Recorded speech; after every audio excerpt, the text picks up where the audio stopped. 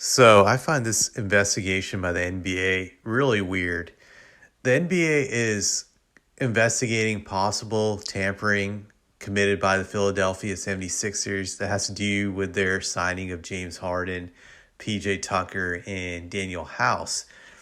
The reason the league is investigating possible tampering charges is because they are suspicious because Harden took $33 million, a $33 million 1 year deal to give the Sixers cap flexibility to sign Tucker and House. That he declined 47 million and he took less money. Their theory is that the Sixers had a wink wink deal with Harden where they told him straight up, like, if you opt out and you take a little bit less money, we will pay you back later on. We'll give you another deal simply because you took less money. That's what the league believes. What do I think about it? Sure, it could have happened. Absolutely. It definitely could have happened. But this stuff has been going on for such a long time. I'm sure other organizations have done the same thing with their star players.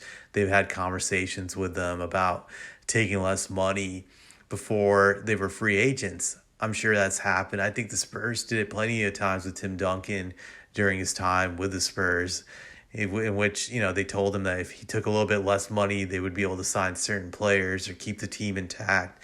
I think this goes on a lot throughout the league. Is it tampering?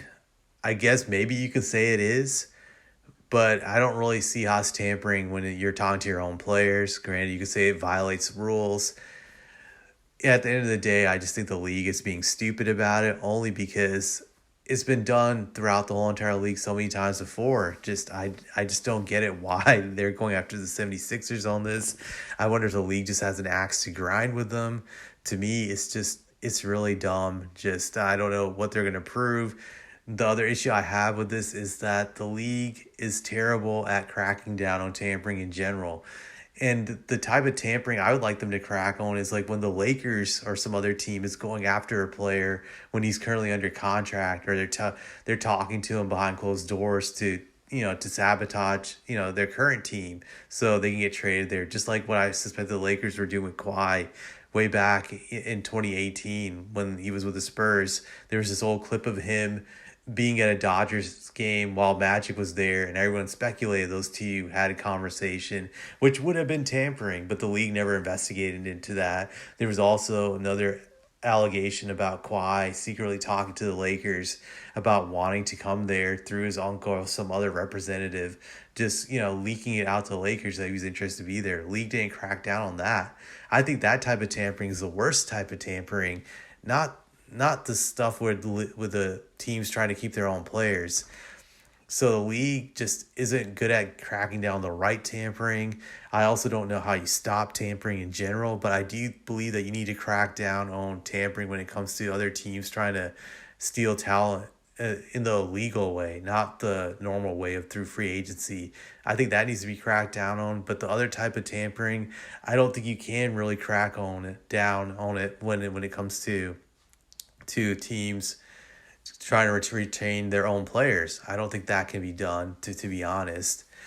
Like, you're never going to be able to stop players from recruiting other players, even during the regular season. I'm sure when Durant was with the Thunder, the Warriors were openly recruiting him through Steph Curry, Draymond.